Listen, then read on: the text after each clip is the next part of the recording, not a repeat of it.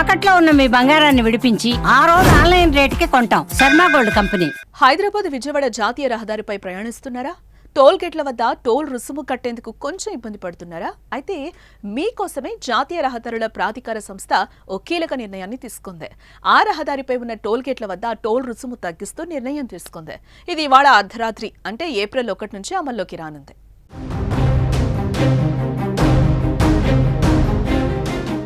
మిగతా సమయాల్లో ఎలా ఉన్నా సరే పండుగ వేళ సొంత ఊర్లకు వెళ్లాలనుకునే వారిని టోల్ ట్యాక్స్లు భయపెడుతూ ఉంటాయి.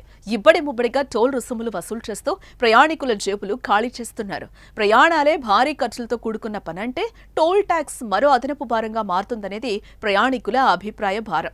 మరికొందరైతే టోల్ ట్యాక్స్లను భరించలేక ప్రయాణాలు కూడా వాయిదా వేసుకుంటున్నారు. అయితే అలాంటి వారికి కేంద్ర ప్రభుత్వం శుభవార్త చెప్పింది.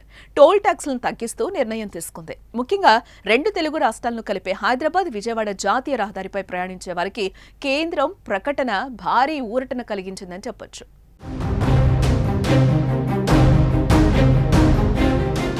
హైదరాబాద్ విజయవాడ మార్గానికి సంబంధించి తెలంగాణలోని చౌటుప్పల్ మండలం, పంతంగి, కేతేపల్లి మండలం, కొర్లపహాడ్, ఆంధ్రప్రదేశ్లోని నందిగామ సమీపంలోని చిల్లకల్లు టోల్ ప్లాజాల ద్వారా ప్రస్తుతం టోల్ ట్యాక్స్ వసూలు చేస్తున్నారు. వీటిలో అత్యధికంగా పంతంగి టోల్ ప్లాజా వద్ద కార్లు, జీపులు, వ్యాన్లకు ఒకవైపు ప్రయాణానికి 15 రూపాయలు, ఇరువైపులా కలిపి 30 రూపాయలు. తేలికపాటి ట్రాన్స్పోర్ట్ వాహనాలకు అయితే ఒకవైపు ప్రయాణానికి 25 రూపాయలు, ఇరువైపులా కలిపితే 40 రూపాయలు.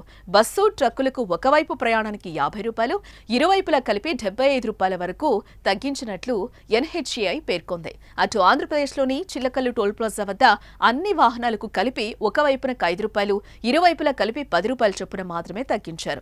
24 గంటల్లోపు తిరుగు ప్రయాణం చేస్తే అన్ని రకాల వాహనాలకు టోల్ రుసుములో 25% మినహాయింపు లభిస్తుందని ఎన్హెచ్ఏ ప్రకటించింది. తగ్గించిన టోల్ ట్యాక్స్లు ఏడాది పాటు అనగా 2026 మార్చి 31 వరకు అమల్లో ఉంటాయి.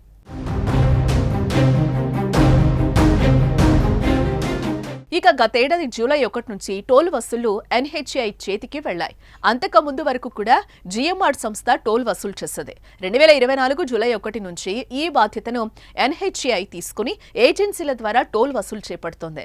గతంలో జిఎంఆర్ సంస్థ ఉన్నప్పుడు ఏడాదికోసారి టోల్ ట్యాక్సులు పెంచుకునేందుకు ఒప్పందం ఉండేది.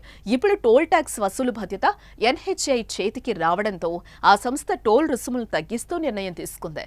ఇక కేంద్ర నిర్ణయంతో అటువైపు ప్రయాణించే వాహనదారులకు ఊరట కలిగినట్లయింది.